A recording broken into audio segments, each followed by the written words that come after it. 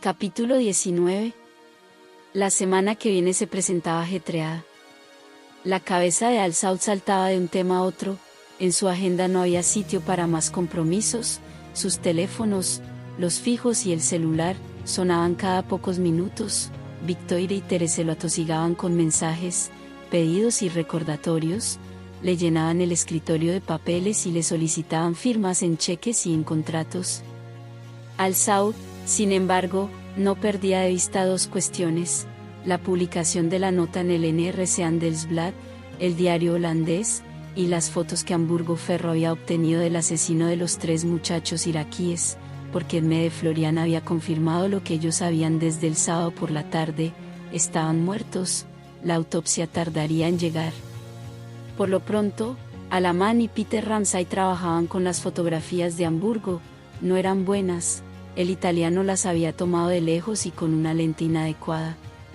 Intentaban establecer, con la ayuda de un software, si las medidas del asesino de la fábrica abandonada de Seine-Saint-Denis y las del que había irrumpido en el departamento de la calle Touvier coincidían. Al-Saud hojeaba los periódicos mientras engullía un sándwich. Buscaba información sobre el asesinato de los iraquíes, solo halló una mención en un diario local de Seine-Saint-Denis, donde se conjeturaba acerca de la posibilidad de una sobredosis, a pesar de que no se habían encontrado jeringas ni residuos de estupefacientes. Apartó el diario y se limpió las manos para atender el celular. Miró la pantalla, era Zoya. Su voz sonaba tensa. ¿Estás bien? Sí. No te preocupes por mí. Estoy bien. Amacena le sienta el aire caribeño. Se lo ve más distendido. Te llamo porque Natasha volvió a comunicarse conmigo. Me pidió dinero. La noté nerviosa, casi desesperada. ¿Cómo le enviarás el dinero? Me dio un número de cuenta bancaria. Yo me ocuparé. Pásame el número. ¿Lo tienes a mano? Zoya se lo dictó. ¿Te pidió una suma en particular? No, pero pensaba ser generosa. Como te digo, la noté muy nerviosa. Y, aunque le insistí, no quiso decirme dónde está.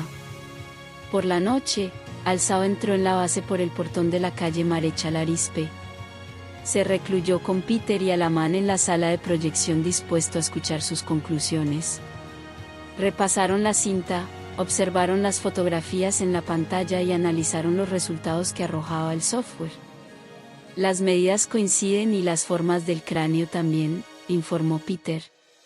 Tomando como base el perfil del asesino que fotografió Hamburgo, que es muy borroso, como puedes ver, el programa desarrolló un rostro tentativo. El hombre sería, más o menos, así. La potencial cara del asesino se proyectó frente a Elia, agigantada en la pantalla de la pared. El parecido con el hombre que había irrumpido en el departamento de la calle Touvier resultaba pasmoso. Es él, murmuró. Es el mismo hijo de puta. Lo cual no debería sorprendernos, apuntó Alaman. Quien haya irrumpido en la casa de Matilde es el que contrató a los iraquíes para que la atacaran. Como no quería dejar cabos sueltos, asesinó a quienes podían testificar en su contra. Me refiero, habló Al-Saud, sin apartar la vista del diseño realizado por el software, a que es el mismo hijo de puta que intentó secuestrarnos en el 81. También escaneamos el identikit que surgió de la descripción de la jefa de enfermeras, prosiguió Alaman, como si desestimara el comentario de su hermano, y lo comparamos con las fotos y la filmación. Y hay puntos de coincidencia, admitió Ramsay, pero nada que nos pueda brindar un resultado definitivo. Es el mismo, afirmó Al-Saud. Los 3 son el mismo hijo de puta. Y el mismo que atacó a Sabir y Asilo al día de la apertura de la convención. Durante la cena, el ánimo sombrío de Al-Saud se acentuó cuando sonó el celular de Juana y la llamada era para Matilde. Auguste van der Oeven, el de manos que curan, anunció Juana, con aire decepcionado ya que había creído que se trataba de Siloa Moses. La alegría de Matilde, el modo en que se empeñaba en hablarle en francés y las risitas que le destinaba calentaron la sangre de Al-Saud. Al cortar, Matilde se dirigió a Juana.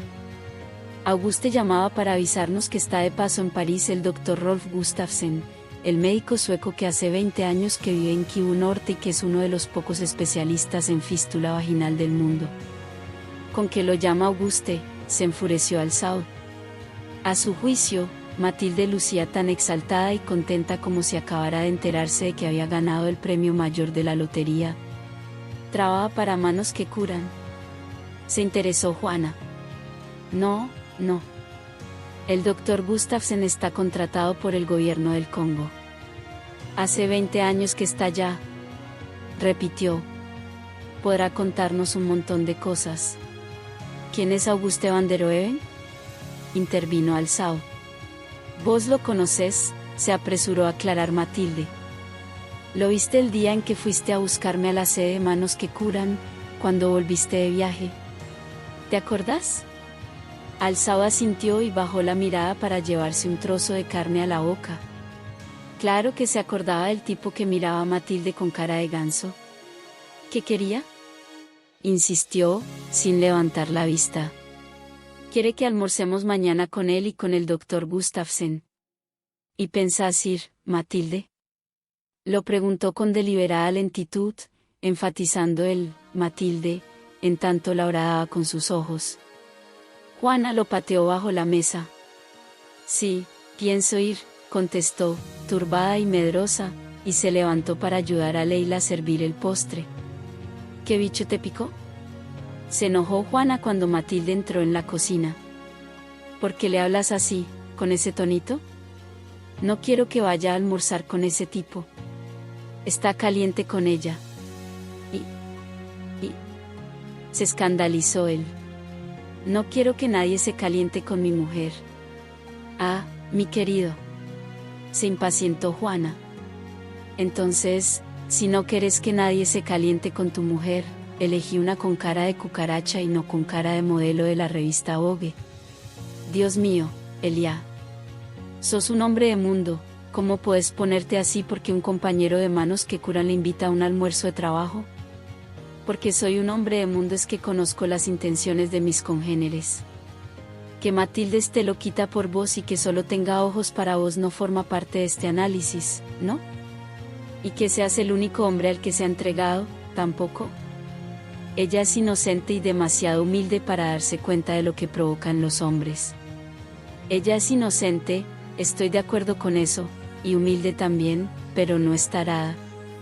Papurri, dijo, y suavizó el ceño y el acento, no te conviertas en otro Roy que la celaba y la ahogaba.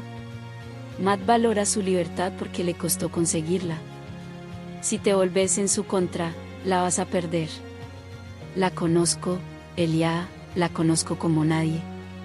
Parece débil y tierna, pero es una leona cuando lucha por lo que cree justo. Y vos, al tratarla como una tonta y al desconfiar de ella, cometés una injusticia.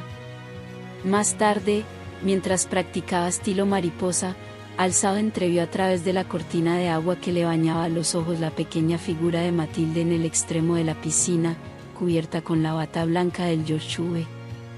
No dio la voltereta al tocar la pared sino que descansó las manos en el filo de la piscina y apoyó el mentón sobre ellas. Se miraron largamente. Alzau nadó hasta la escalerilla y salió. Más que enojarse, a Matilde la sorprendía darse cuenta de su debilidad. El enfado por la escena durante la comida se diluía con solo echar una ojeada a ese cuerpo perfecto, oscuro y brillante de agua. El traje de baño, diminuto y ajustado, como el que usan los nadadores profesionales, le marcaba el miembro y los testículos, y esa visión le provocaba un cosquilleo entre las piernas. Recogió la bata de Alzau y una toalla del sillón de rota y se las pasó. Él la miraba con dureza en tanto se secaba, y ella solo pensaba en hacer el amor. ¿Para qué discutir acerca de Auguste van der Oeven? No tenía sentido. Se acercó y le sonrió. Esta mañana me llamó tu mamá. Elia se limitó a levantar las cejas y ejecutar una mueca indiferente. Me pidió que la acompañase el viernes a visitar la capilla de Nuestra Señora de la Medalla Milagrosa. Me dijo que vos le conté. ¿Te viste con van der Oeven mientras yo estuve de viaje? ¿Qué? No. ¿Acaso la Diana y Sándor no te lo habrían informado? Lo increpó, con sarcasmo. Tal vez te ganaste el favor de ellos y me ocultan cosas. Tenés un modito muy especial para lograr que los demás se rindan a tus pies. Matilde giró para abandonar la sala de la piscina. Un tirón la puso en brazos de Alzao, que le clavó los dedos en las costillas de la espalda. Déjame ir, Elia. Me estás haciendo mal. ¿Por qué tanto entusiasmo por el simple llamado de ese ganso? Matilde lo contempló directo a los ojos de pestañas aglutinadas por el agua. Después se dio cuenta de que él estaba sufriendo lo mismo que ella durante su semana de ausencia y silencio, cuando se atormentaba al imaginarlo en brazos de otra, en la cama con otra. El entusiasmo, se avino a explicar, se debe a que estoy muy interesada por aprender a reparar las fístulas vaginales, una práctica que no existe en mi país, pero que es común en el África. Pocos médicos en el mundo conocen este tema, y pocos saben cómo reparar las fístulas, que es una cirugía muy peculiar. Eso es todo.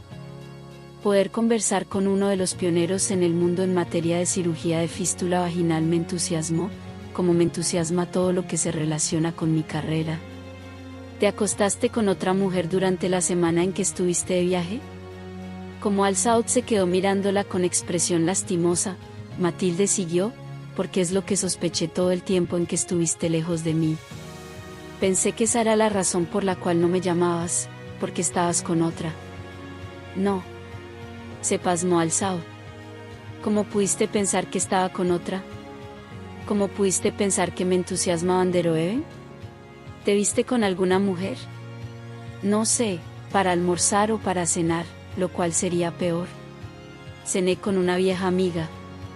¿No pasó nada entre ustedes? A Matilde comenzaba a asquearla el papel de esposa histérica. Pese a todo, no conseguía reprimir la ira y el despecho, brotaban sin contención. Nada de nada. ¿Ni siquiera un beso? Nada de nada, mintió. ¿Cómo se llama esa vieja amiga? Estás celosa, pronunció Alzao, con una media sonrisa, cuya petulancia irritó a Matilde. Simplemente soy curiosa. ¿Cómo se llama? Madame Gulemale. Qué céntrico nombre. Madame Gulemale. Estás celosa, repitió él, y me encanta. La besó con ardor en el cuello y la sostuvo pegada a él a pesar de los intentos de Matilde por apartarse. Quédate quieta. No. Soltame. Estoy enojada con vos. Estás mojándome, Elia. ¿Para qué viniste a buscarme? ¿Para esto? Le preguntó, y la obligó a apoyar la mano sobre su bulto. Sabía dónde apretar para mantenérsela abierta. Matilde comprobó la tensión y la tibieza bajo la humedad del traje del baño. «Qué caballeroso», le reprochó, e intentó quitar la mano. Alzao la retuvo y la usó para sobarse. «No vine para nada de eso. Solo para contarte que tu mamá me invitó a ir a la capilla de la Medalla Milagrosa. Pero veo que estás de mal humor. Tengo ganas de matar al tal Vanderohe». «Ah», rabió Matilde, y, pese a saber que no se desharía de la sujeción de Alzao, siguió luchando. «No creas que pensar en Madame Gulemale me causa mayor dicha, ¿eh? Estoy muy caliente». Al pegarle los brazos como bandas al cuerpo, la redujo. Matilde permaneció quieta y agitada con la mejilla en el torso de Alzao. «No quiero que estemos enojados. Perdóname, mi amor. No desconfío de vos sino de los demás. Siento que me hierve la sangre cuando veo que otro te desea». «A mí me pasa lo mismo», admitió ella. «Cuando te vi con Celia la noche de...». Alzao la calló con un siseo. «No sigamos discutiendo, Matilde. Tuve un día pesado. Yo tampoco quiero discutir». «Muy pesado fue tu día». Alzao asintió. «Pobre amor mío. Algo tendremos que hacer para compensarte por las penurias de la jornada». «¿Qué tal esto?», dijo, y enganchó los pulgares en el elástico del traje de baño y lo arrastró hasta quitárselo por completo. Se despojó de la bata, bajo la cual no llevaba nada, deslizó su cuerpo desnudo por el de él hasta ponerse de rodillas y lo tomó en su boca. Juana, que ejercitaba en el gimnasio, oyó el clamor ronco y desvergonzado de Al-Saud, y una sonrisa le despuntó en las comisuras. Alrededor de las 5 de la tarde del miércoles 25 de febrero, la secretaria de Ariel Bergman entró en su despacho con los periódicos vespertinos más importantes de Ámsterdam y los depositó sobre una mesa de reuniones donde a su jefe le gustaba abrirlos y hojearlos. «Gracias, Rutke», dijo, sin levantar la vista de la pantalla de su computadora. «Señor Bergman». La entonación en la voz de su secretaria lo impulsó a mirarla. «Es preciso que vea el NRC Handelsblad». Ariel Bergman se puso de pie y Rutke le extendió el diario. El titular rezaba: «La fábrica de armas químicas de Israel». El copete ampliaba: «El descubrimiento realizado por este vespertino echaría nueva luz sobre las secuelas del desastre de Hilmer». Bergman contempló la fotografía que ocupaba media portada. Se trataba de un laboratorio. Buscó el nombre del autor del artículo: Ruud Koch. «Maldito hijo de puta», masculló.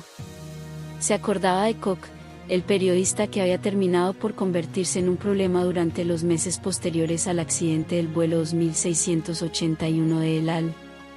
«Maldito hijo de puta», masculló de nuevo, y esta vez no insultaba a Koch sino al cerebro de esa movida magistral, Elie Al-Saud. En ese instante comprendía el significado del mensaje que les había enviado a través del Kidón que lo interceptó en el bar del Summerland, en Beirut. «Dile a tu memune que esté atento a las noticias de la semana que viene. Dile también que me pondré en contacto con él». Rutke salió a la corrida para atender el teléfono que sonaba en su escritorio. Le pasó la llamada a Bergman. Se trataba del Sayan que trabajaba en el NRC Handelsblad. «¿Qué mierda significa este titular?», explotó Bergman. «No lo sé. Acabo de verlo, por eso lo llamo. Es evidente que se trabajó con absoluta discreción y que no se filtró una palabra. Nadie acá sabía nada. Lo siento». Bergman cortó con un golpe y se echó en su butaca. Se sujetó la cabeza con las manos y apretó los ojos.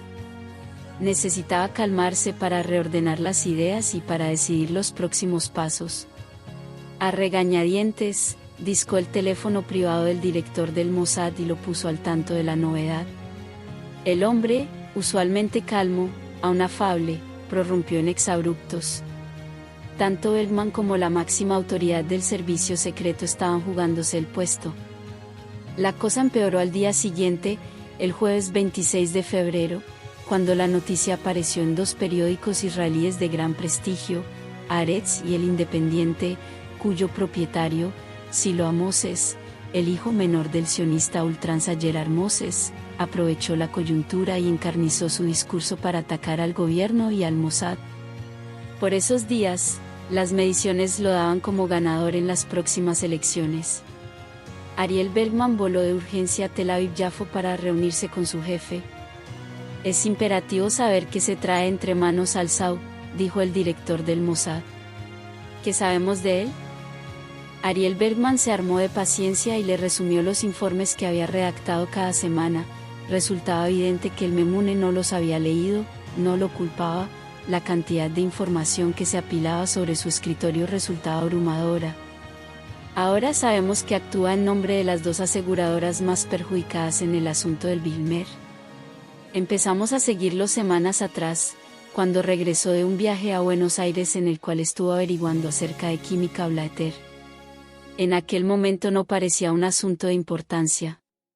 Fue preciso retirar a los catzas que lo seguían, a él y a sus socios. Los tres son excelentes profesionales y los eludían. Por un golpe de suerte, conseguimos infiltrar un Sayan en su empresa, Mercure S.A., que nos brindó información valiosa. La última, sin embargo, era parte de una emboscada que Al-Saud y sus hombres nos tendieron. Esto fue la semana pasada. Nuestro Sayan quedó al descubierto, entonces. No lo sabemos con certeza». Aguardó un nuevo comentario de su jefe. Como no llegó, siguió desarrollando su informe. «El día de la emboscada, Al-Saud nos mandó un mensaje con uno de los nuestros Nos dijo que estuviéramos atentos a las noticias y que él se pondría en contacto con usted. No esperaremos a que actúe. Es preciso detenerlo. Ahora, el primer ministro está rabioso y lo único que hace es levantar el teléfono para insultarme. Vladimir Chevrikov abrió la puerta de su departamento y le franqueó el paso a Al-Saud. Sirvió café para los dos, aunque en la taza de él vertió una medida de vodka. Aún no tengo información de relevancia del sujeto que me pediste, Aldo Martínez Solazábal. Por lo que pude averiguar, estuvo preso después de la quiebra fraudulenta de su banco en Argentina. Eso ya lo sabía. Lo que me interesa saber es a qué se dedica ahora. La huella parece morir en prisión, admitió Chevrikov. Me pondré en contacto con mi enlace en los servicios secretos argentinos. Quizá pueda decirme algo sobre él. Ahora necesito pedirte otro favor. A tus órdenes, como siempre. Le pedirás a Vincent Peillon que programe una cita con el jefe del Mossad en Europa. Aunque vivía en una mansión en el barrio de Mayfair, en Londres, Vincent Peillon era checoslovaco. En realidad, se llamaba Václav Paveskinsky, de su verdadero nombre solo quedaban las iniciales. Las peripecias que atravesó para escapar de las garras del nazismo, que liquidó a sus padres y a sus hermanos mayores, eran dignas de una novela o de una película. Había llegado al puerto de Dover, en Inglaterra, mal vestido, sucio y muerto de hambre. 40 años más tarde, era uno de los hombres poderosos del Reino Unido, dueño de un canal de televisión, de varias radiodifusoras y de 2 periódicos. Poseedor de una personalidad expansiva y jactanciosa, no ocultaba su origen judío ni sus estrechos lazos con el sionismo. Consideraba a Israel un segundo hogar y donaba grandes sumas de dinero para su desarrollo. Su compromiso, sin embargo, superaba el simple donativo para un kibutz y alcanzaba los estamentos más altos. Era el sayán más valioso del Mossad en Gran Bretaña. A pesar de su poderío e influencia, Peillon poseía un lado flaco, sus negocios habían comenzado a declinar. Al principio se trató de un descenso de la rentabilidad debido a un mal negocio con la compra de una empresa de software, que fue acentuándose en los ejercicios sucesivos hasta convertirse en un quebranto flagrante. Los bancos de la City en Londres ya no consideraban al grupo Peillon como una apuesta segura, y sus inversionistas de Israel empezaban a presionarlo para que les devolviera los capitales. En un acto desesperado, Peillon desvió los fondos de pensión de sus miles de empleados para cubrir los requerimientos. De esa maniobra fraudulenta, Chevrikov contaba con documentación probatoria, la que le había proporcionado un ex empleado del departamento de auditoría del grupo Peillon, sin mencionar los videos de Vincent Peillon con Zoya, a quien visitaba en su viaje mensual a París. No será problema, dijo Chevrikov. Dudo que se niegue. ¿Para cuándo quieres que arregle el encuentro? Para la semana que viene. Sé que estoy dándote poco tiempo, pero así están las cosas. Además, los del Mossad están esperando mi invitación. Chevrikov sonrió con sarcasmo. Insiste en que sea el jefe del Mossad en Europa. No quiero ningún funcionario de segunda. ¿Lo conoces? No, pero a Michael le dijeron que es un tipo sensato e inteligente. La reunión se hará acá, en París. Cuando me confirmes que acepta entrevistarse con nosotros, le indicaré cómo y dónde se realizará el encuentro. Si no acepta, lo hará. Había esperado el encuentro con Francesca Al-Saud sin disimular la ansiedad, incluso le había preparado un frasco con dulce de leche. Quería ganarse su cariño, no podía negarlo, aunque prefería no indagar en las motivaciones cuando en pocas semanas partiría al Congo y todo habría terminado. Porque durante el almuerzo con el Dr. Rolf Gustafsson, Auguste van der Oeven había mencionado la posibilidad de adelantar el inicio del proyecto debido a que la situación de los refugiados en la zona de las Kivu empeoraba con el paso de las horas. Matilde no le mencionó esa contingencia a Elia, como tampoco le detalló los pormenores del almuerzo, que estuvo muy animado, pues si bien Gustafsson era un hombre peculiar, más bien circunspecto, se sintió atraído por el entusiasmo de Matilde y la gracia de Juana, y casi al final, estimulado por el vino, terminó riendo a carcajadas. Se despidieron con la promesa de reencontrarse en Bukavu, la capital de la provincia de Kivu Sur. Matilde se hallaba tironeada por pensamientos contradictorios. Por un lado, ansiaba viajar al África y ponerse al servicio de los más débiles.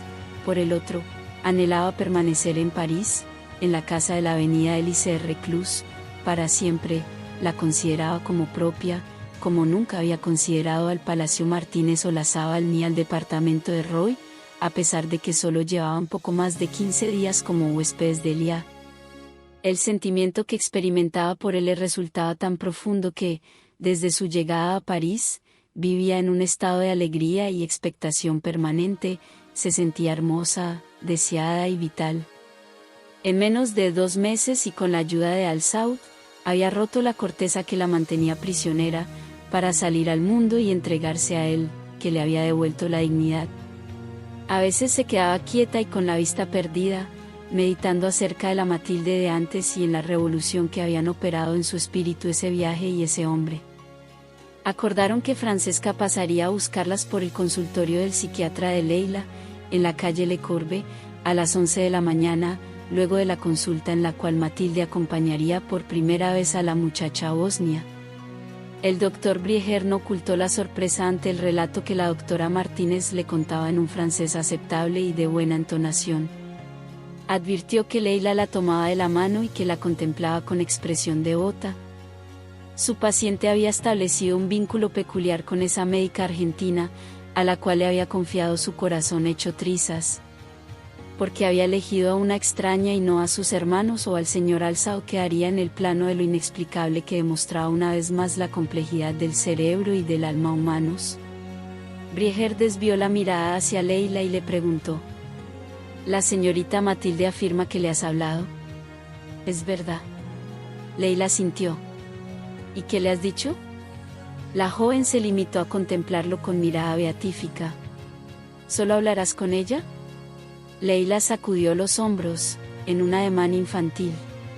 «¿Y qué hay de Sándor y de Diana?» «A ellos les gustaría hablar contigo». «No es Diana.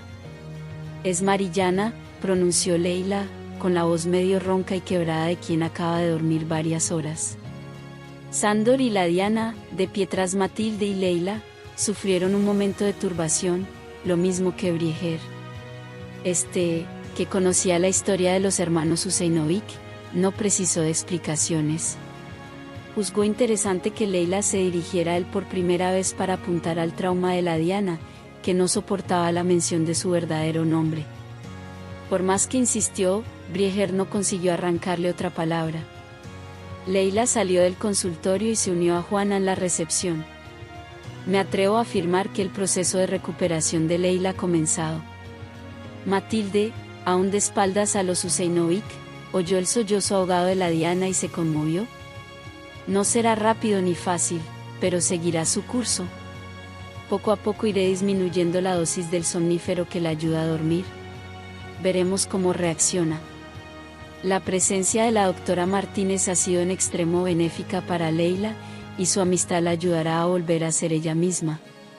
Doctor Brieger, en unas semanas me iré de París, comentó Matilde, y la asoló la culpa. ¿Y cuándo regresará?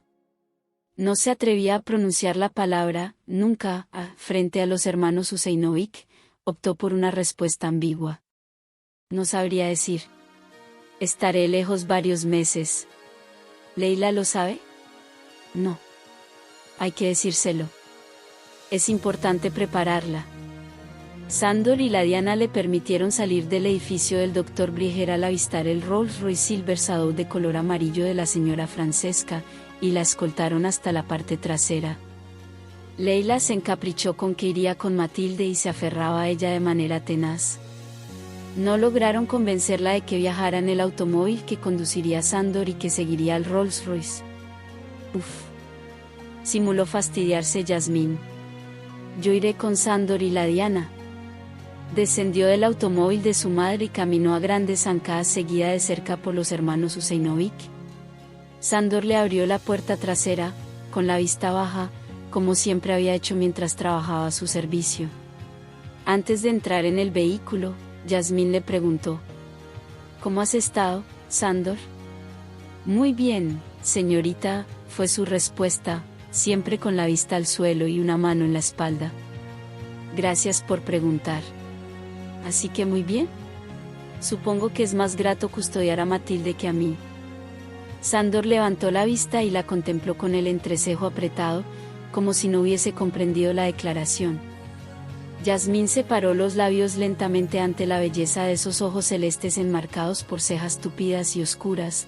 Pocas veces había obtenido una visión tan directa de su rostro. No, fue la respuesta de Sándor, expresada en un tono seco, cortante, casi ofensivo. Suba de una vez. Está exponiéndose. Yasmín se acomodó detrás del acompañante.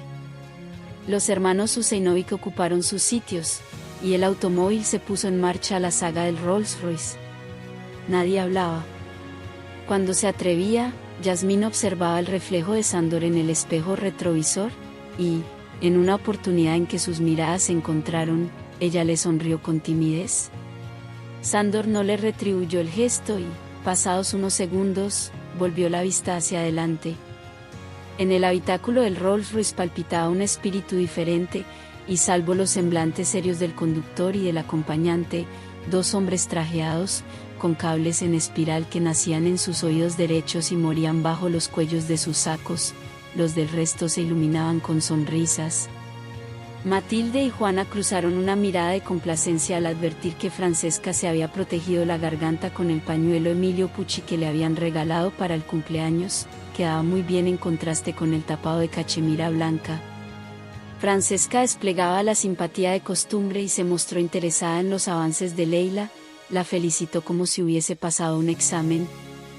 Después contó la historia de la religiosa Catherine Laoure, a quien la Virgen María le pidió que hiciera acuñar la famosa medalla. Matilde no conocía la historia a pesar de haber llevado la medalla milagrosa por más de 10 años. A la capilla se accedía por el convento de la Compañía de las Hijas de la Caridad, ubicado en la calle Dubac, en el número 140. La fachada del edificio decía poco. Había un grupo nutrido de gente en la vereda, y los guardaespaldas de la señora Francesca les abrieron camino. Sándor y la Diana se pegaron a ellos. Matilde echó un vistazo a Yasmín y le descubrió una expresión angustiada. No será necesario que nos acompañen dentro, indicó Francesca a los custodios.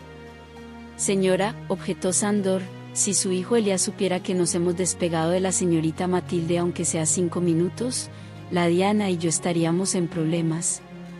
Francesca sonrió a Matilde, en tanto Yasmín admiraba a Sándor, a la resolución y a la educación con las que se había dirigido a su madre en un idioma que no era el propio y que, si bien pronunciaba mal, manejaba con fluidez, la fascinaba su voz rasposa y grave, y se lo imaginó susurrándole en bosnio. Sintió celos por la fiereza que había desplegado en la protección de la mujer de Elia y se amargó de nuevo. Los guardaespaldas de Francesca quedaron junto a los automóviles, mientras los Husseinovic custodiaban la partida de 5 mujeres, que traspusieron las puertas del convento. A pesar de hallarse en el centro de París, el lugar se silenció como por encanto. Se oía el rumor del viento frío y de los pájaros. La gente se movía en silencio y con actitud recogida. Francesca las guió por un solado hasta la capilla y, en voz baja, les describió los detalles de los frescos, del tabernáculo y demás. Matilde subió los 4 escalones de mármol que conducían al altar y permaneció quieta, con el rostro elevado hacia la estatua de María. No rezaba sino que meditaba acerca de los acontecimientos de las últimas semanas, las más vertiginosas y cruciales de su vida. Al final, pidió por el alma de Roy y por la resignación de los Blaeter. A su lado se encontraba Leila, que también parecía rezar. ¿Sería cristiana o musulmana? Elia le había explicado que los Husseinovic provenían de una región de Bosnia poblada por islámicos. La duda se resolvió al ver la agilidad con que se hacía la señal de la cruz. Leila se movió hacia la pequeña capilla donde descansaba el cuerpo incorrupto de Santa Catherine. Francesca se aproximó a Matilde y le susurró: «Iremos a la oficina donde entregan medallas y rosarios y después los haremos bendecir». ¿Venís? Me quedo aquí, rezando un poco más. Juana, Francesca y Yasmín abandonaron la capilla seguidas por Sándor, en tanto la Diana custodiaba a Matilde desde el umbral, como si se negase a entrar, con las piernas separadas, las manos juntas delante y el mentón ligeramente elevado, en una actitud masculina y pendenciera, como en abierto desafío a la Virgen. La capilla parecía haberse vaciado de pronto, había pocas personas, por lo que Matilde se atrevió a deslizarse tras el tabernáculo para acceder al ábside de la capilla. Siempre había experimentado fascinación por los ábsides, y recordó cuando se soltaba de la mano de su abuela Celia y se escabullía a la parte posterior del altar de los capuchinos. Alguien la sujetó por la cintura, y Matilde sonrió al creer que se trataba de Elia, que se presentaba en la calle Dubac para darle una sorpresa. Se dio vuelta en el abrazo, y su sonrisa se desvaneció. Frente a ella no estaba Elia. Se trató de una cuestión instintiva, como la de los animales. Simplemente, al unir su mirada con la de ese hombre, supo que contemplaba la maldad en estado puro. El pánico se esparció por su torrente sanguíneo, comprometiendo cada parte de su cuerpo. El primer efecto que experimentó fue un enfriamiento y una tirantez en los labios.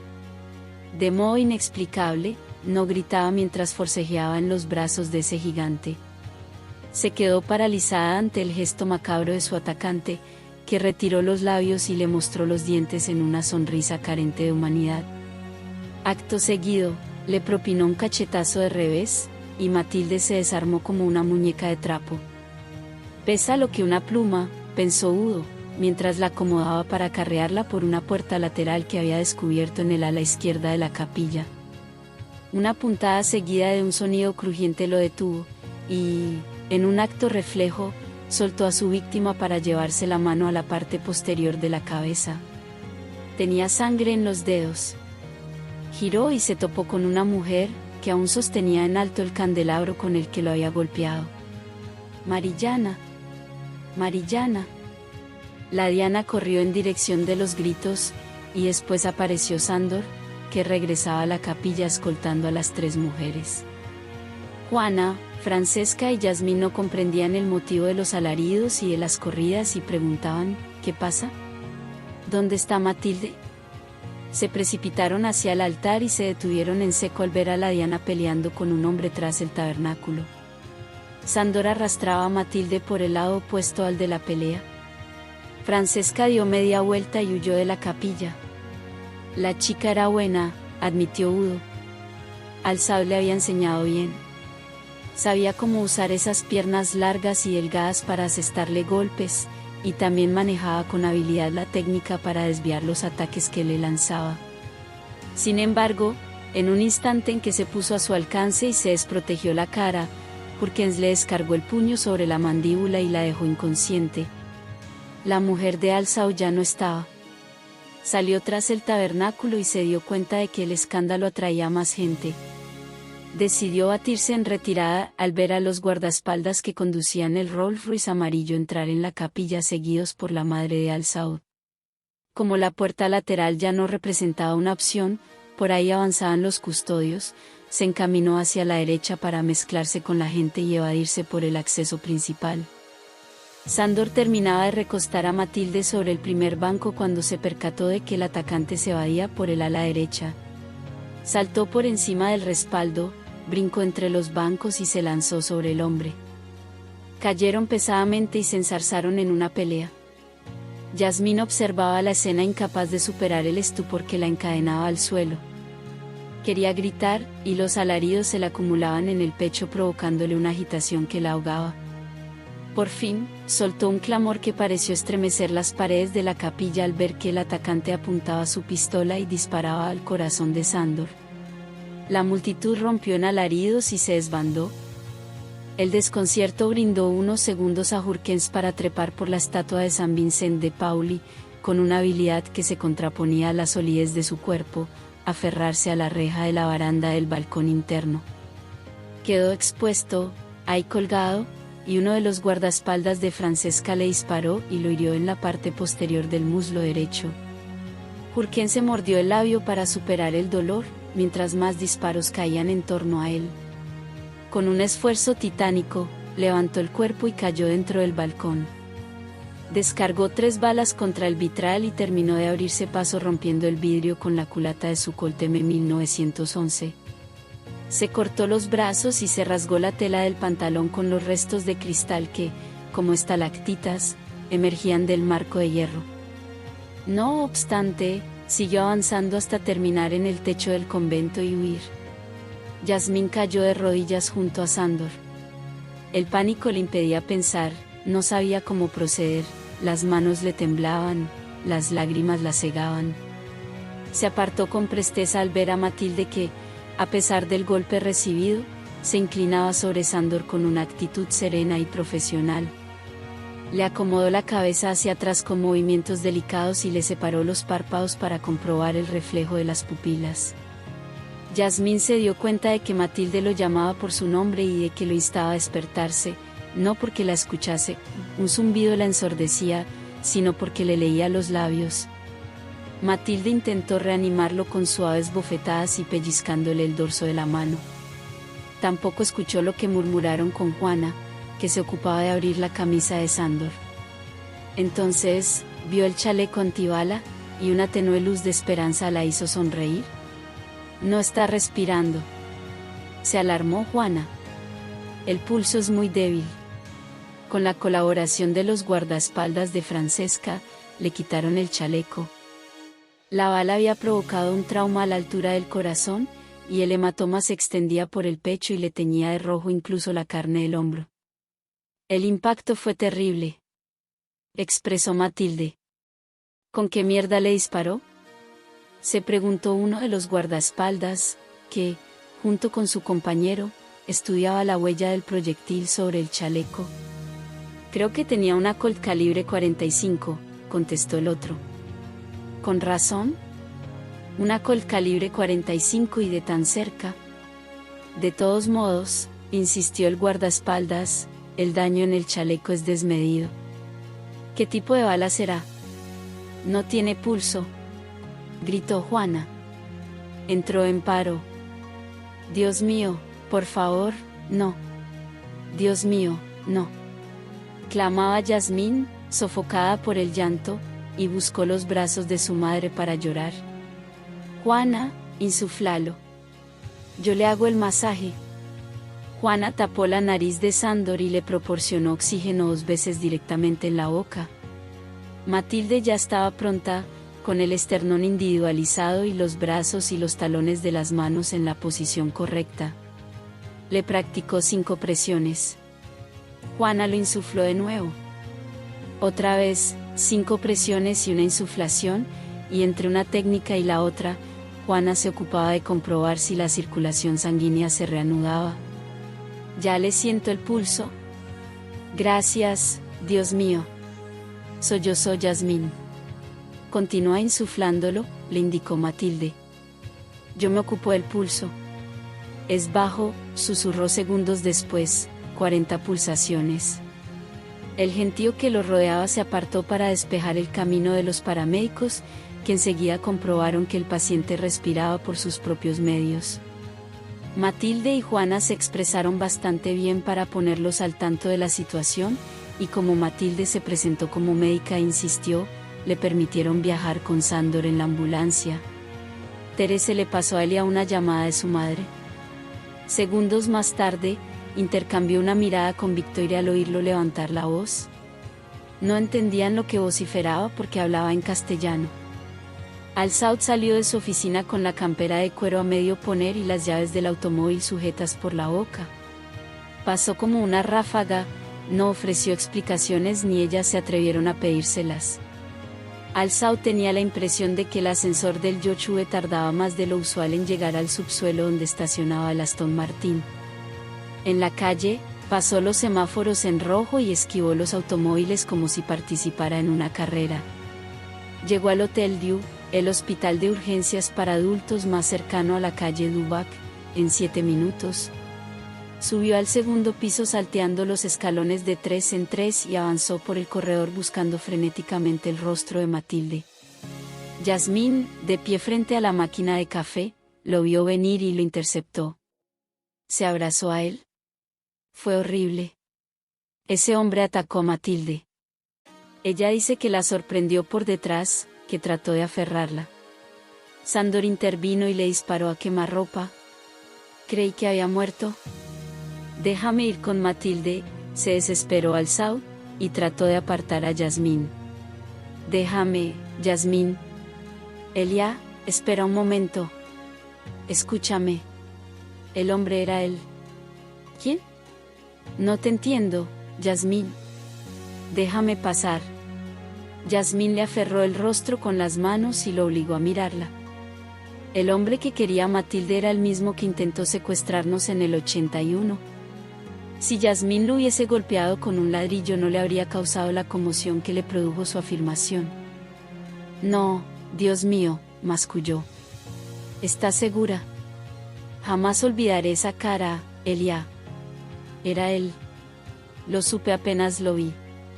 Prácticamente no ha cambiado, el muy hijo de puta. No se lo he mencionado, mamá. Yasmín se hizo a un lado, y Elia devoró la distancia que lo separaba de Matilde. Ella lo vio acercarse, se puso de pie y corrió hacia él. Francesca atestiguó el momento en que Matilde desaparecía entre los brazos y bajo la campera de su hijo. Se quedó contemplando la escena, impresionada por la energía del abrazo de Elia, por la elocuencia de su gesto de ojos cerrados, por el ardor de los besos que le prodigó en la cabeza. Se separaron, y Elia sacó el pañuelo para secar las lágrimas de Matilde. A pesar de haberlo parido y de conocerlo como nadie, para Francesca, ese Elia se revelaba como una nueva persona.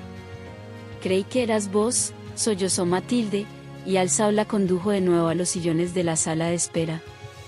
Me agarró por detrás, me rodeó la cintura, y yo pensé que eras vos, que venías para darme una sorpresa.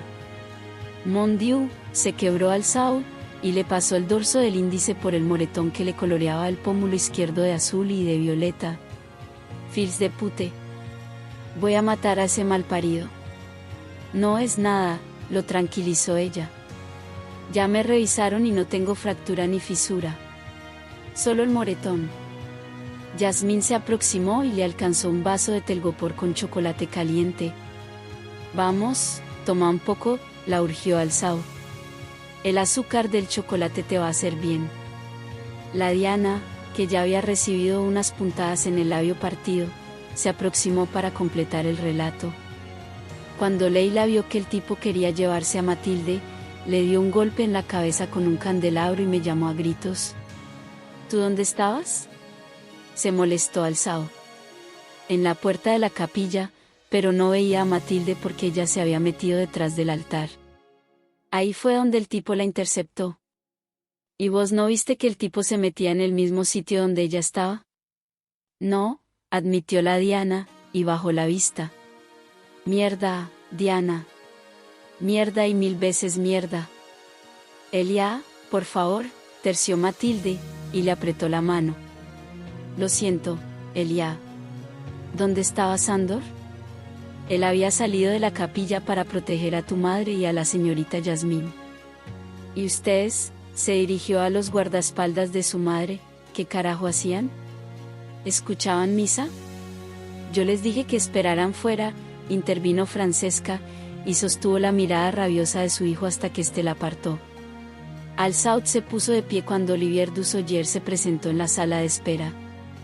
Francesca advirtió que no despegaba los dedos del hombro de Matilde, como si temiera que se la robasen en tanto él se distraía conversando con el inspector de policía. Kamal y sus hijos mayores se presentaron en el Hotel Dieu apenas Francesca se decidió a llamarlos. Kamal la abrazó con un fervor similar al empleado por su tercer hijo para contener a Matilde. André, el novio de Yasmín, llegó momentos después y la cobijó y la besó. Matilde observó que Yasmín apenas lo tocaba y que no ocultaba el fastidio que le causaban sus muestras de devoción. Basta, André. No me aprietes, vas a ahogarme. Estoy bien. Yo estoy bien. El que está muy grave es Sándor. ¿No quieres que vayamos a mi casa? Allí podrás darte un baño. ¿No has escuchado? Sándor está muy grave. No me iré hasta que el médico diga que está fuera de peligro. Elia hablaba con Dusoyer en una parte y observaban el chaleco antibala que uno de los guardaespaldas de Francesca había ido a buscar al baúl del Rolls Royce. Tendré que incautarlo como prueba. Al-Saud asintió. No es un chaleco común y corriente, como los que usan los agentes de policía. No. Es como los que usan los soldados en la guerra. Es de Kevlar. Dusoyer preguntaba por la placa de fibra sintética de gran resistencia con la que se fabrican la mayoría de los chalecos. No. El Kevlar no es resistente a los calibres más altos ni a los disparos de fusil, sin contar con que no detiene cuchilladas. Por otro lado, con el tiempo se degrada y pierde resistencia. Este chaleco está fabricado con otra fibra sintética muy poderosa además de una placa de cerámica. Así y todo, es liviano y se puede llevar bajo la ropa. Es una maravilla. Debe costar una fortuna. Sí. Pero mis hombres lo valen. Sí, por supuesto. Y vemos que ha dado resultado. Opino que este muchacho ya estaría tocando el arpa con San Pedro de haber estado protegido por el chaleco de Kevlar. Mira cómo la bala casi perfora el chaleco. Amán, dijo Al-Saud, y señaló a uno de los guardaespaldas de Francesca, asegura que le disparó a quemarropa y con una Colt M1911. De todos modos, esta bala no es común. Quizás sea una expansiva, de ojiva hueca. ¿De nuevo una Dundu? Los peritos determinarán eso. Lo siento, Elia, pero los que estuvieron presentes en la capilla tendrán que ir a declarar. Es preciso. ¿La señorita podrá brindarnos un identikit del hombre que trató de atacarla? Al girar en dirección a Matilde y fijar la vista en ella, Dusoyer hizo un ceño. Es la esposa de Roy Blatter. Al-Saud observó a Matilde, pálida y empequeñecida sobre el hombro de Juana. Sí, admitió de mala gana, es su viuda. Esto no puede ser coincidencia, Elia. Necesitamos que nos dé las señas del atacante. ¿Lo hará, Olivier? Dice que lo vio de frente. Ahmed Al-Saud hablaba del otro guardaespaldas, le disparó y le dio en la parte trasera del muslo derecho. Alertaremos a los hospitales. Se inclinó en el acto de hacer una confidencia. Ya sé que no es momento para mencionarte esto, pero, gracias a mi amistad con el jefe de forenses, tengo un adelanto de la autopsia de los jóvenes iraquíes. Al-Saud lo habilitó a hablar con un asentimiento. Parece ser que fueron rociados con algún tipo de agente nervioso. ¿Qué tipo de agente? El monstruo que estaba detrás de Matilde andaba suelto por París con una batería de armas químicas digna de los arsenales de las potencias más desarrolladas. ¿Quién era Udo Jurgens? ¿Era ese su verdadero nombre? Blatter había sugerido que podía tratarse de un nombre falso. Lamentablemente, no tuvo tiempo de pedirle una descripción física. Cuando volvió al Georges Pompidou al día siguiente, Blatter había empezado a morir. De igual modo, no la necesitaba. Para él quedaba claro que quien había irrumpido en el departamento de la calle Touvier y quien había torturado a Blatter eran la misma persona. Y ese hombre, estaba seguro, había tratado de secuestrarlos cuando él era un adolescente. Después del intento de secuestro en el 81, no pudo establecerse la identidad del que se desempeñaba como jefe del comando. Contaban con una sospecha, que pertenecía a la organización terrorista Fracción del Ejército Rojo.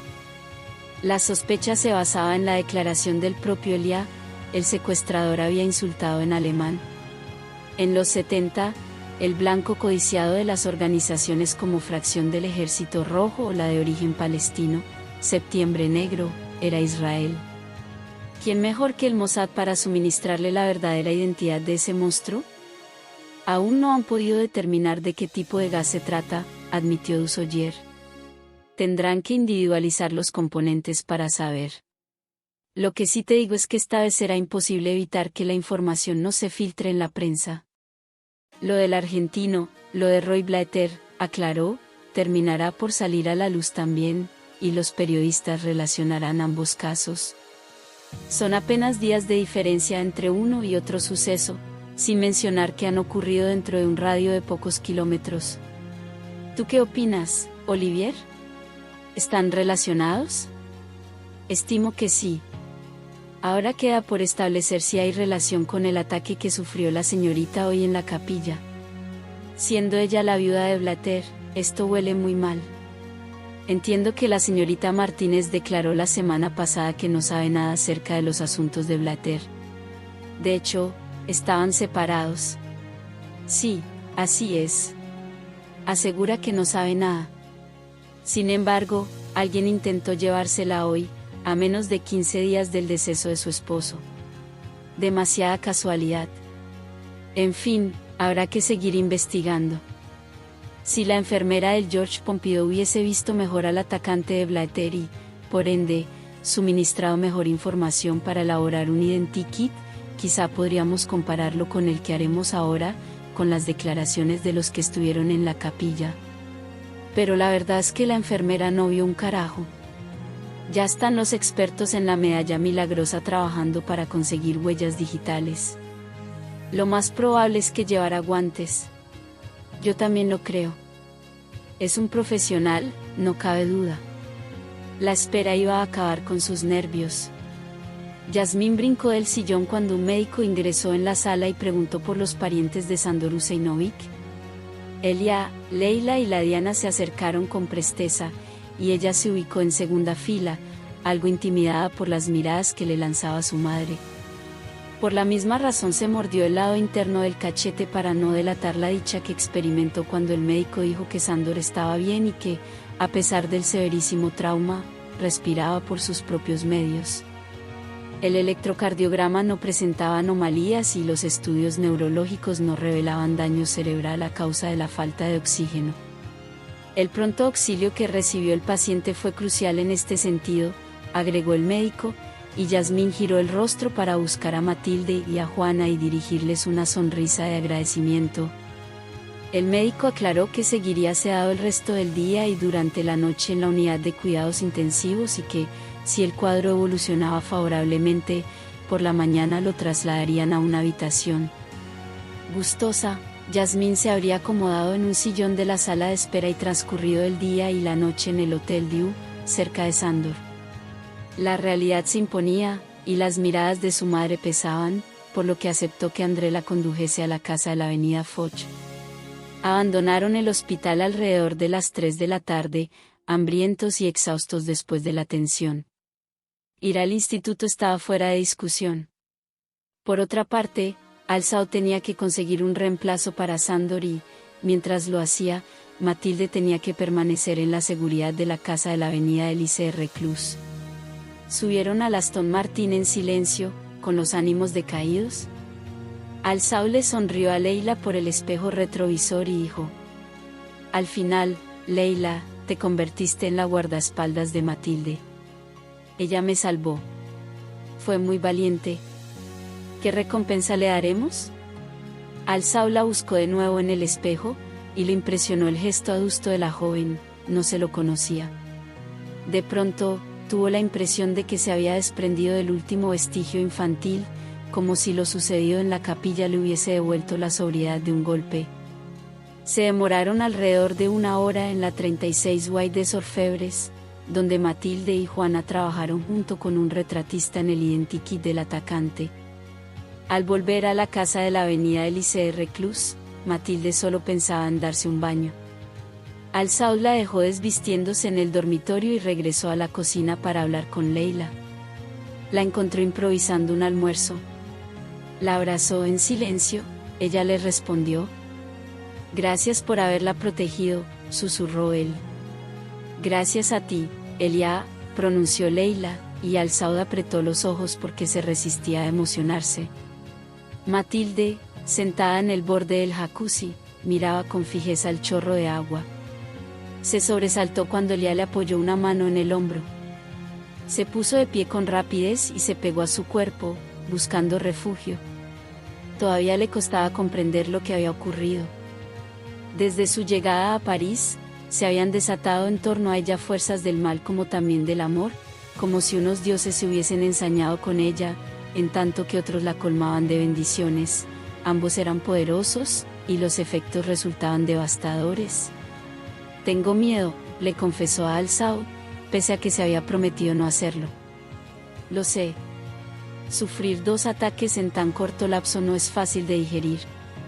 Y el asesinato de Roy, y el robo en el departamento de mi tía, y el atentado en el Yoshue. ¿Qué está pasando, Elia? Si fuera supersticiosa, diría que alguien me ha hecho una brujería. Levantó de pronto la vista, como si recordara algo importante. Tenés que volver a la oficina.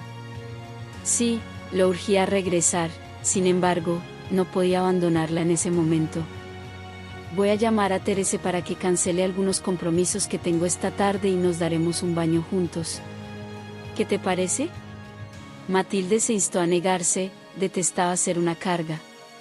Me encanta la idea, admitió por fin, incapaz de prescindir de Elia sumida en ese estado. Después del baño, compartieron una comida en la Flor con Juana y Leila. Nadie aludía al tema en el que los 4 pensaban. Juana y Al-Saud intentaban bromear, sin mayor éxito. Por la tarde, Matilde releía en la cama Cita en París cuando Al-Saud entró en la habitación con algo en la mano, parecía una fotografía. No quiero hablar de lo que pasó hoy, dijo él, no quiero que lo recuerdes, pero es importante que te haga una pregunta. Es importante. Pregúntame lo que sea. Al-Saud le entregó la fotografía. ¿Este tipo te atacó? La foto tembló en las manos de Matilde. Aunque de una tonalidad verdosa y de escasa nitidez, el primer plano del rostro de ese hombre era inconfundible. Sí, es él. ¿De dónde sacaste esto? De las cámaras de seguridad del Hospital Georges Pompidou, mintió, porque, en realidad, correspondía a la imagen de la filmación en el departamento de la calle Touvier. Alamán había agrandado la cara del atracador de modo que resultaba imposible ver el entorno. Matilde no habría descubierto que se trataba de la casa de su tía Enriqueta.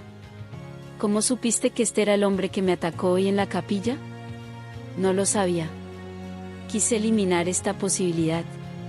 Matilde volvió a estudiar la fotografía. ¿Esta foto fue sacada en el hospital donde estuvo internado Roy? Al-Saud asintió.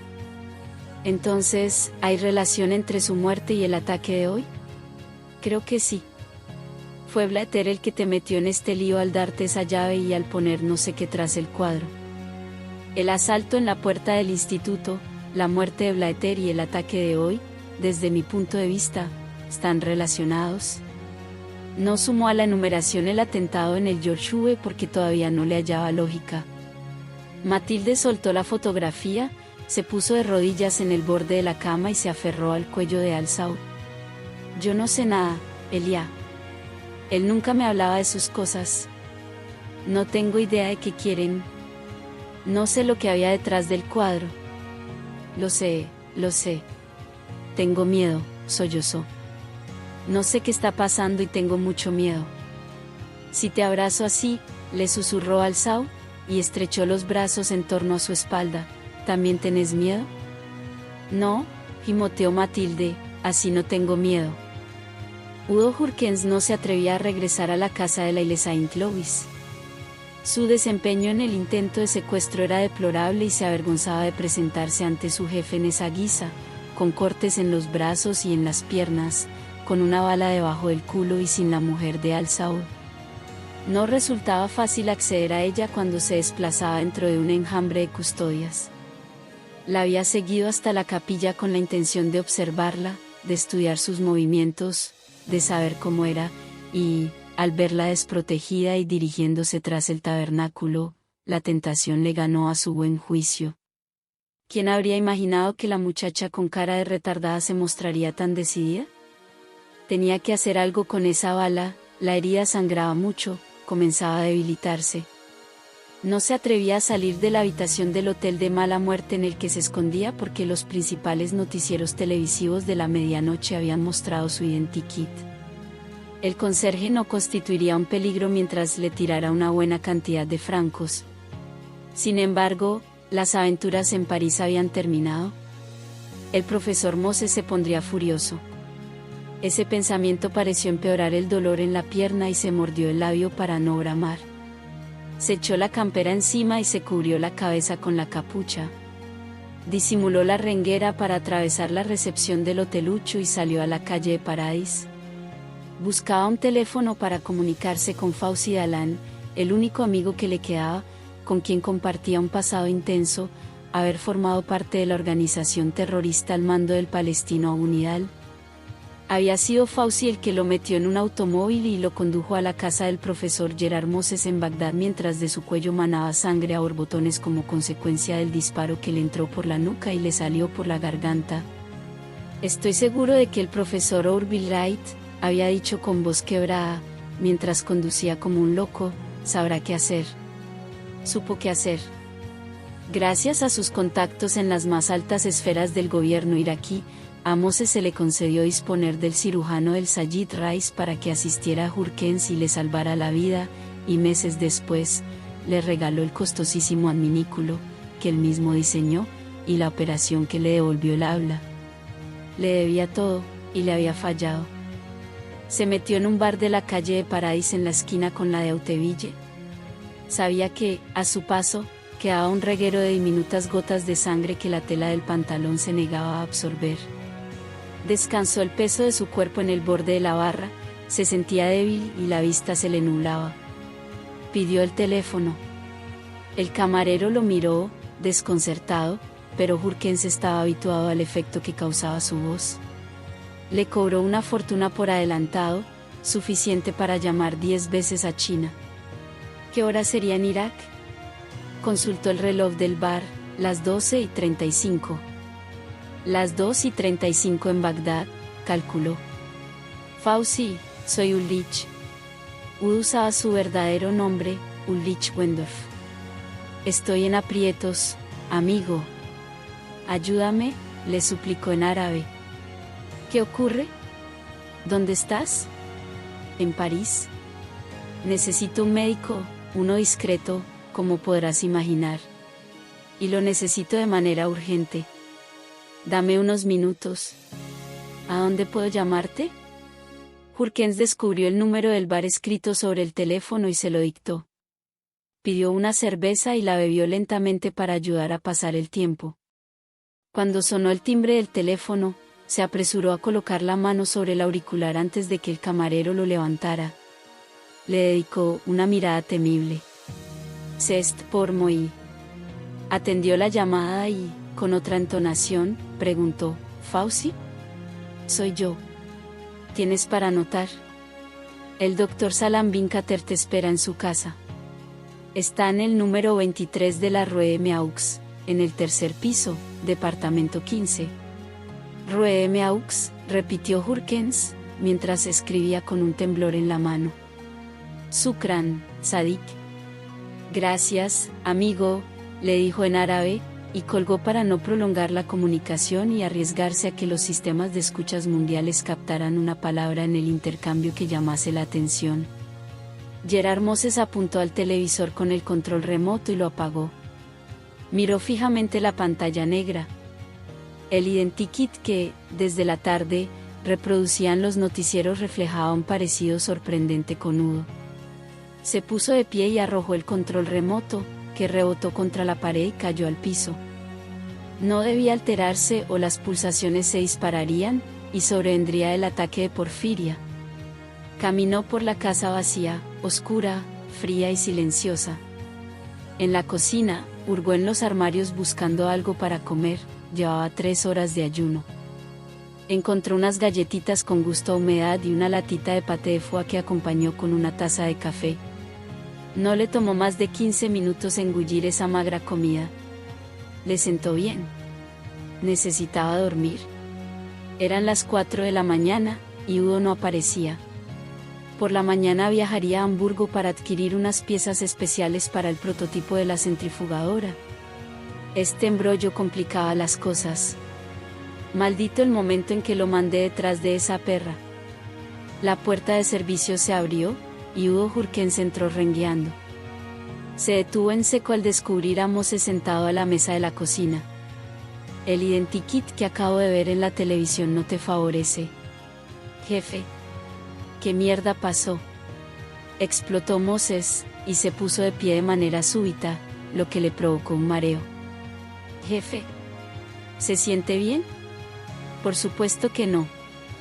Tu identikit, muy logrado, debo admitir, ha aparecido en todos los canales de televisión desde esta tarde.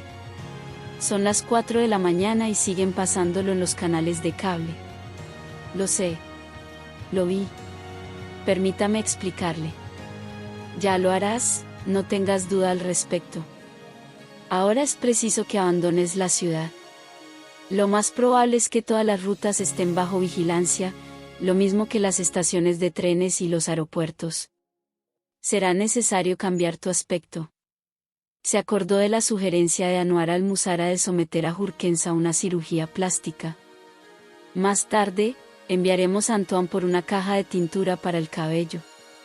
Te colocarás algodón entre las encías y las mejillas para abultarlas. Y usarás lentes como si fueras miope. Mas no podremos hacer. Lo mejor será que tomes un tren y que te reúnas con Al-Musara en las coordenadas que te ha enviado. Ahora no estoy en condiciones, jefe. Me dieron un balazo en la pierna. Necesitaré unos días para reponerme. Está bien, pero no lo harás acá. Tendrás que marcharte. Creo que Herstal será el mejor sitio. ¿Pudo determinar a qué lugar corresponden las coordenadas de Al-Musara? Sí, de nuevo en La Valeta. ¿Qué pasará con la mujer de Al-Saud? La expresión, la mujer de Al-Saud, rechinó en los oídos de Moses, y acentuó su mal humor. La puta de Al-Saud, querrás decir. A causa de tu inoperancia, tendremos que dejar ese asunto por ahora. La verdad es que tenemos cuestiones más importantes entre manos. Ya nos ocuparemos de ella, no lo dudes. A las 8 de la mañana, Yasmín preguntó en la recepción del Hospital Hotel Diu en qué habitación se encontraba el paciente Sándor Husseinovic. Esperó en vilo porque temía que le dijeran que Sándor permanecía en la unidad de cuidados intensivos. Habitación 134, señorita, le informó la empleada y le indicó cómo llegar. Caminó deprisa, al tiempo que inventaba justificaciones para su visita, algunas se las daba ella misma, otras las ensayaba para Sándor. Dio media vuelta y volvió sobre sus pasos, en dirección a la salida. Es una locura, se reprochó. ¿Qué estaba buscando? Se detuvo, cambió el sentido de sus pensamientos y regresó. Quería verlo, de eso estaba segura. Quería asegurarse de que estuviera bien. Se demoró delante de la puerta. No se atrevía a enfrentarlo. Temía que la tratase con la frialdad del día anterior. Llamó a la puerta. Repitió el golpecito con un poco más de fuerza. Asomó la cabeza. Desde esa posición solo veía los pies de la cama. Entró. Se le aceleró el pulso, y un sentimiento de ternura le colmó los ojos de lágrimas al verlo dormido, a medias incorporado gracias a la cama ortopédica, cubierto con las mantas hasta la cintura y el torso rodeado de una faja blanca para inmovilizar las costillas rotas. Se aproximó en puntas de pie porque el taconeo de sus Louboutin caía como mazazo en el mutismo de la habitación. Se quitó el abrigo porque la habitación estaba caldeada, lo cual la tranquilizó. Afuera hacía frío, y Sándor estaba medio desnudo. Inmóvil, de pie junto a la cabecera, levantó la vista hacia él casi con miedo. La yugular le latía en el cuello hasta dolerle. ¿Qué habría sucedido si Sándor hubiese muerto? Se apretó las manos buscando reprimir la angustia. Inspiró profundamente y soltó el aire por la boca. Más tranquila, estudió su fisonomía, pues, aunque la hubiese escoltado durante meses, pocas habían sido las ocasiones en las que ella se había permitido observarlo. A diferencia de sus hermanas, Sándor tenía la piel morena y el cabello de un castaño oscuro que no alcanzaba la tonalidad renegrida del de ella. Sus amigas sostenían que las facciones del bosnio eran toscas y que revelaban su origen eslavo. No obstante, se lo pasaban mirándolo y coqueteándole, a lo que él respondía con sonrisas sensuales y modos de lord inglés, a pesar de que él sabía que su comportamiento la sacaba de quicio. Era la primera vez que le veía los brazos y el pecho, muy velludos. El hombro izquierdo estaba inflamado y con los colores del hematoma, pero en el derecho se apreciaba el diseño de los músculos bajo la piel, aún en reposo. Se apoderó de ella una fuerza que la impulsaba a enredar los dedos en la mata de vello que asomaba bajo la venda. Estiró el brazo mientras se debatía entre marcharse o darse el gusto. Estaba acostumbrada a lo segundo. Él le aseguraba que su padre la había consentido al punto de convertirla en una caprichosa y en una egoísta que lastimaba a la gente sin compasión. Tal vez decía la verdad. A Sándor lo había lastimado dispensándole un trato indiferente, a veces displicente, y dificultándole el trabajo de protegerla. ¿Cuánto se arrepentía? ¿Qué habría sucedido si Sándor hubiese muerto? Siguió atormentándose. Rozó el vello que se espesaba sobre la faja, un contacto anodino que se convirtió en una energía que ascendió por las terminales nerviosas de su mano, le erizó la piel del brazo y terminó convertida en un cosquilleo en la garganta. Cerró los ojos y hundió los dedos en la mata de pelo hasta llegar a la carne dura y caliente. No se atrevió a abrirlos al sentir la mano del que se cerraba en torno a su muñeca, y ahogó un gemido cuando se dio cuenta de que la besaba sobre las venas y le pasaba la punta de la lengua por la palma, siguiendo la línea de la vida. Sándor, exclamó para sí, sobrecogida y asustada a causa de lo que ese muchacho le provocaba con una simple caricia. Le latía la entrepierna y no sabía si sería capaz de caminar con normalidad. Yasmín, susurró él. Regarde-moi, s'il te plaît. Levantó los párpados con miedo. Los ojos celestes de Sándor brillaban en una maraña de venitas rojas y bajo las tupidas cejas negras. El deseo por él la turbó, y no consiguió articular palabra. Las justificaciones inventadas perdieron valor y de pronto las juzgó como el fruto de su personalidad inmadura. Levantó la mano izquierda, la que él no retenía, y le apartó un mechón que le ocultaba la frente. Sándor, musitó, perdóname.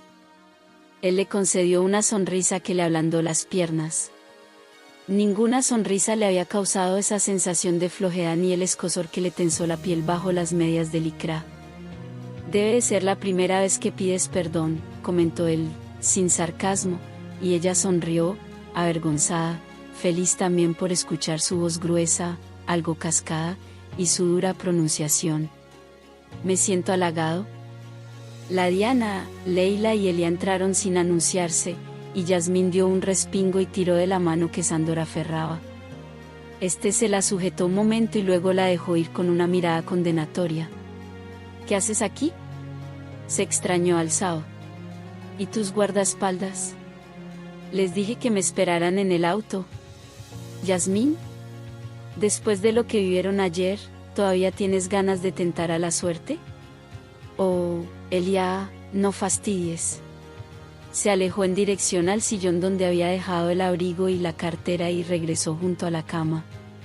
Hasta luego, Sándor. Me alegro de verte recuperado. Hasta luego, señorita Yasmín. Vamos, la instó Alzao. Te acompañaré al auto. ¿Qué querías acá? Se impacientó la Diana una vez que Elia y Yasmín abandonaron la habitación. ¿Seguir molestándote? Vino para ver cómo estaba.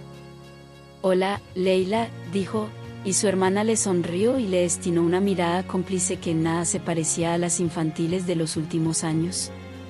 Hola, Sani, le contestó al cabo, y Sándor estiró la mano hasta que Leila se la sostuvo. La Diana se aproximó y colocó la de ella sobre las de sus hermanos. Ninguno habló. Este capítulo ha finalizado. Recuerda suscribirte y activar la campanita de notificaciones para avisarte cada vez que subimos nuevos capítulos de tus novelas favoritas. Comenta qué te ha parecido. Continúa con el capítulo siguiente.